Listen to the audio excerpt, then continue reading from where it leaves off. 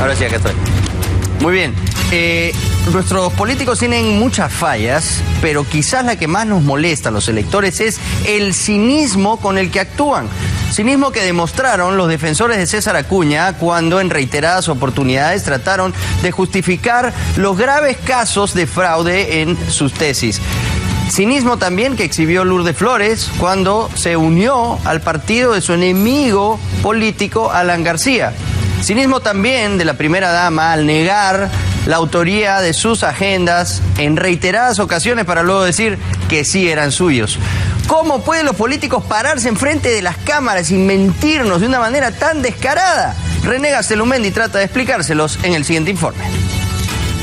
Solo basta recurrir al archivo. Las libretas a las que usted se refiere, que se han mostrado que son 4, yo las desconozco.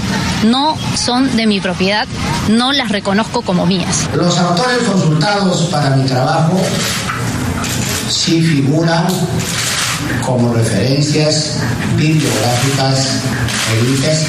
Ha acumulado todo su dinero de toda su vida, pero ya no tiene nadie porque lo llevaron los nazis.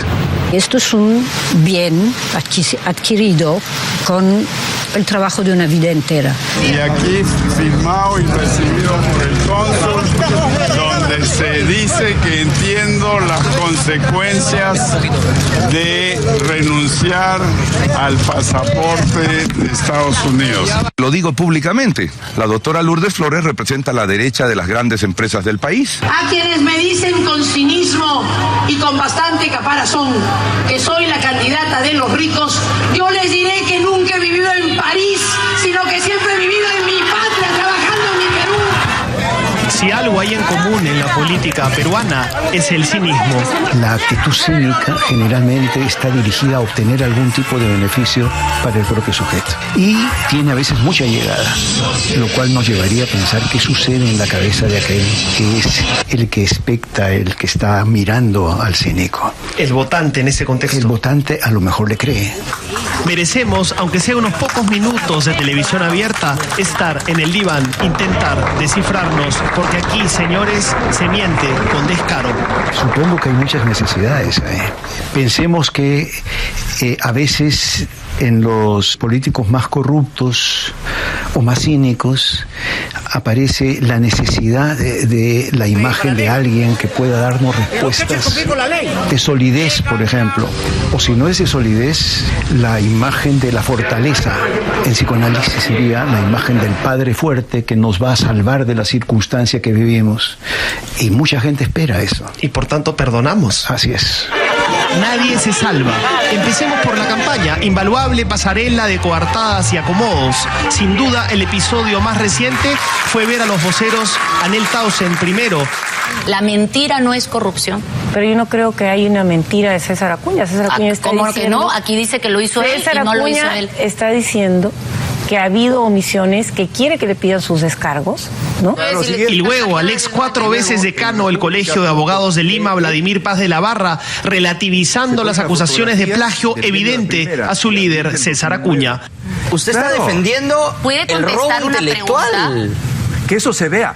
Se ve en el Poder Judicial. Ustedes no son fiscales ni jueces. Los libros son que eso se vea en el Poder Judicial. Y el autor del libro dice que él no ha autorizado eso.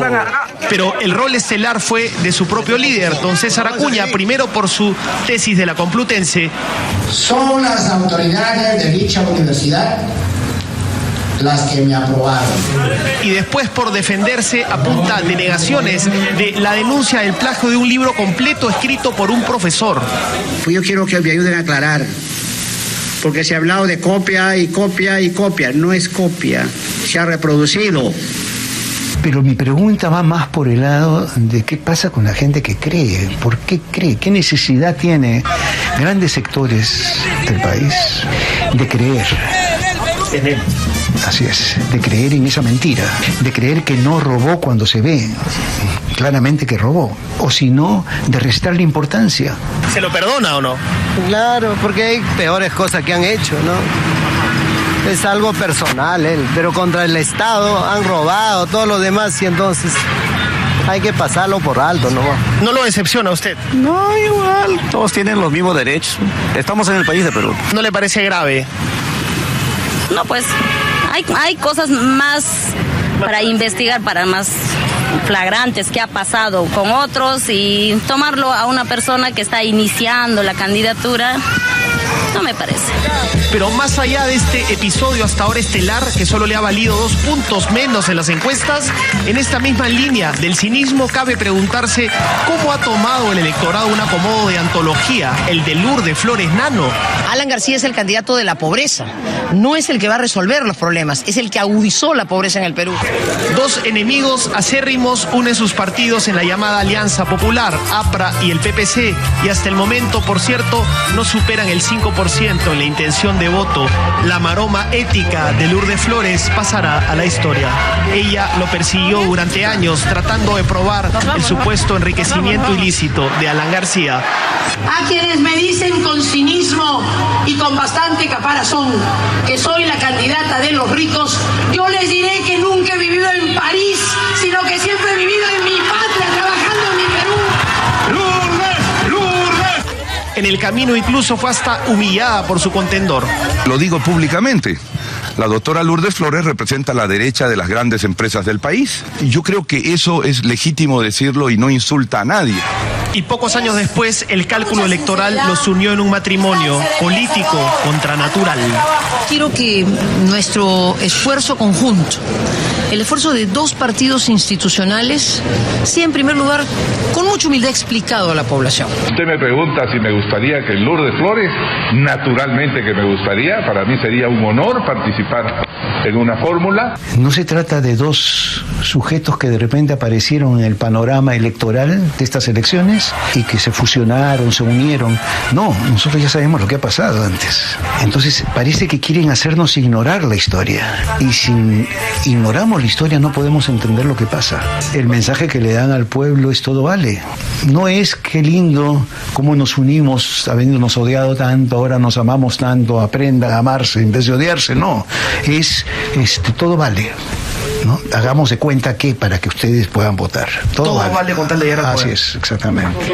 En esta ruta del cinismo político peruano, imposible dejar de mencionar el tema de las agendas de Nadine Heredia, cuya pertenencia y letra la primera dama negaba hasta la saciedad, no las reconocía como suyas. Perdidas. Esas agendas no son mías.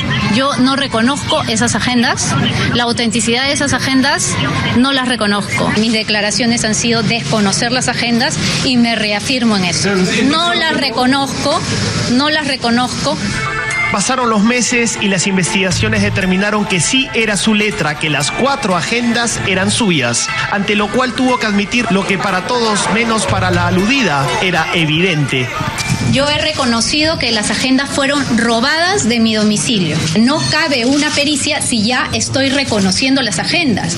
En la mentira de no es mío, juro que no es mío, claro que hay una dosis de cinismo. Además, yo puedo asumir una posición de tranquilidad y de serenidad y ofenderme si es que a mí me acusan de hacer algo que yo estoy tratando de ocultar, ¿no? No sabría decir yo, porque no conozco la estructura de personalidad de Nadine Heredia, no podría decir de dónde viene ese cinismo ni por qué. Lo que sí creo es de que ha habido una mentira y que esa mentira tiene que ser de todas maneras castigada. Ya regresando a la campaña, el otro actor estelar del cinismo es el candidato expresidente Alejandro Toledo, antes por el inolvidable caso Saraí y ahora frente al caso Ecoteva y la mansión de Casuarinas a nombre de su suegra. Esto era lo que decía en un inicio. Ha acumulado todo su dinero de toda su vida, pero ya no tiene nadie porque lo llevaron los nazis. Esto es un bien adquirido con el trabajo de una vida entera. Luego vinieron hasta otras 2 versiones diferentes. Esto es oficial. Viene desde Suiza y dice que los fondos le pertenecen al señor Joseph Maiman. ¿Por qué me mecen tanto? ¿Quién está detrás de esto? el caso aún no termina, pero queda clarísimo que el investigado por lavado de activos no dijo la verdad. Cosas de este tipo dan una atmósfera de inconsistencia. En todo caso, la imagen que dan es que no se definen las cosas, de indefinición. ¿Será pues que estamos en una competencia de quién miente más? ¿Quién miente más bonito y quién miente más?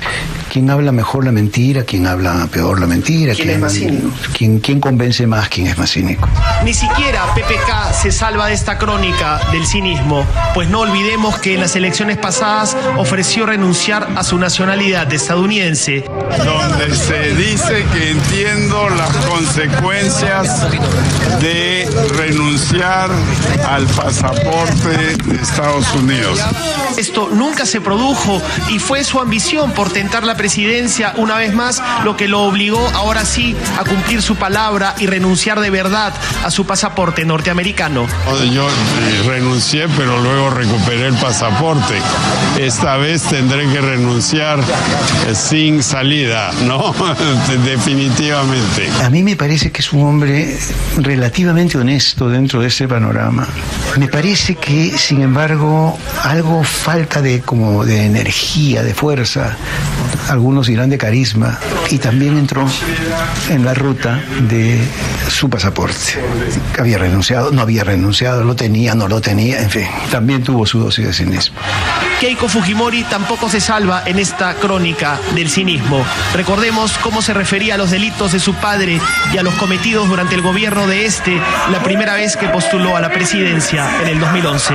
5 años después, el cálculo político o la sentida reflexión, solo ella lo sabe, modificaron sus declaraciones sobre los 10 años del gobierno fujimorista.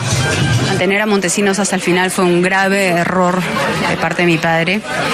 Intentar la tercera reelección, cerrar el Congreso, fueron errores que además debilitó las instituciones en nuestro país. Entonces, se aprende de los errores, por supuesto, y hay un compromiso de no permitir que esto vuelva a ocurrir. Yo lo que creo es que ella no ha tomado la distancia suficiente con su padre.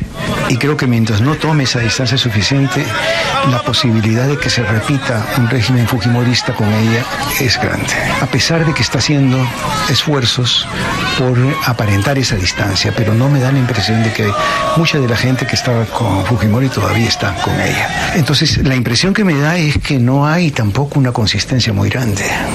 Los ejemplos sobran, más aún en la política peruana. El problema de fondo es que somos nosotros mismos como colectivo, como sociedad, quienes terminamos valorando los acomodos, el cinismo, por encima de lo moral, de lo correcto.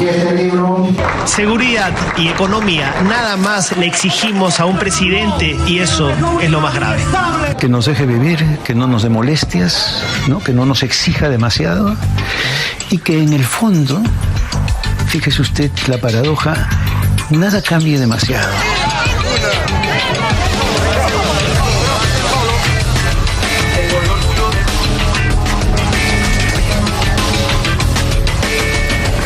Eso último es grave, eso de que nada cambie demasiado es en el fondo una acusación de un cierto cinismo del elector también, que acostumbrado ya a este baile de mentiras, empieza a no creer en nada y sencillamente pedir que por lo menos no lo fastidien demasiado.